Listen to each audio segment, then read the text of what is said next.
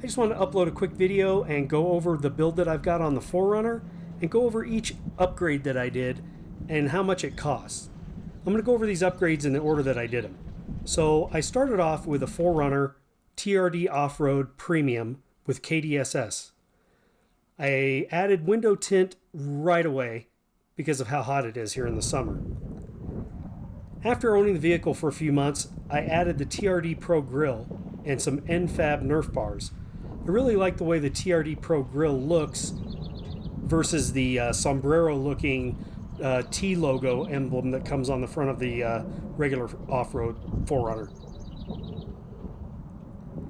The NFAB Nerf Bars really helped with my daughter and my wife being able to get in and out of the truck even before it was lifted. I would probably eventually want to maybe switch to some rock sliders if I get into some more serious off-roading, but for now, these Nerf Bars are doing the job pretty good. I'm pretty happy with them. The next modification I did was adding 17-inch TRD off-road wheels, or actually these are the TRD Pro wheels. These are matte black, and I got them from a Toyota dealer on eBay for $720. I had them fitted with 275 7017 KO2s. That's not the tires I have on there now. Unfortunately, I had to switch tires. So I switched back to a 265 size tire. You can see I've still got the little nubs on there. So I'm just taking a quick look at the Old Man Emu lift with the springs and the reservoirs here. And you can see the KDSS system underneath that as well. This is the kit that I bought from Slee Off-Road. I'll put a link in the description down below. I like the way the vehicle sits with this lift. It really does look sharp. A 3-inch lift does make those tires look a little small, but for right now, I'm making do with what I have.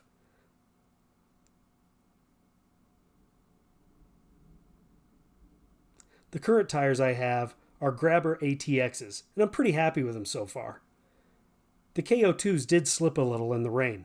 They did pretty good in the snow, though.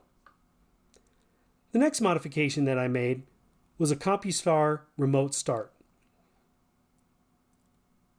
I'd parked the vehicle outside, and it does get cold and snowy, and I like to start it up and warm it up before I get going.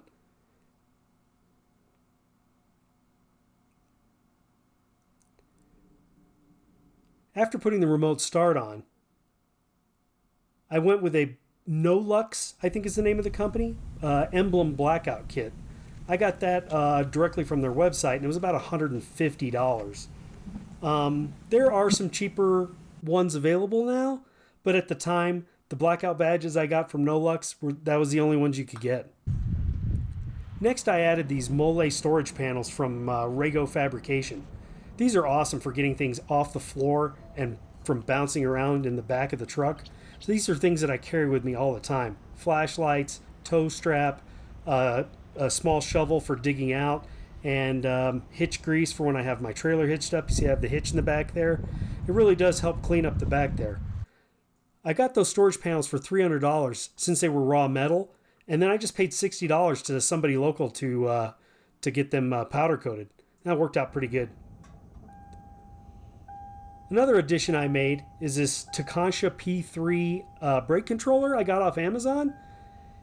They sell an adapter kit with it on Amazon, so it was just plug and play. All the 4runners, I think, underneath that left pedal area have a brake controller connector. So you can just plug it right in and go. There was no splicing wires or anything. So now we're looking at the most expensive mod I've done to date. This is the Magnuson Supercharger, which added about 80 horsepower to the 4runner and really made it feel like a more aggressively driving vehicle. It was one of my biggest complaints with the 4runner when I purchased it, was how much of a dog it was when I was going up in the mountains, even when I wasn't towing.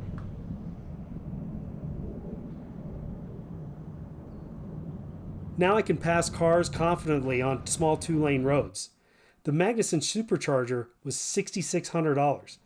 It was $5,400 for the Supercharger and $1,200 for the installation, tune, and dyno runs, getting everything tested and adjusted properly. The shop that did my tune and installation had my truck for about a day and a half. Now, the total that I spent on this vehicle might seem like a lot. $54,210. That's a lot of money, especially to spend on a brand new vehicle. And right now, this truck's got 32,000 miles on it. And I've probably put about 8,000 miles on the vehicle with the supercharger. No issues at all. Now, for comparison, I took this screenshot today from the Toyota dealership closest to my house. This truck isn't even a TRD Pro. It's a TRD Off-Road Premium that they added a lift, tires, 285 KO2s, and a Bilstein lift. It has the same SPC upper control arms and Predator tube studs. Now, this screenshot was taken from a Facebook group that I'm part of, and this is showing a $20,000 markup on a standard TRD Pro. So I think overall, the $54,000 that I spent on this truck was well spent.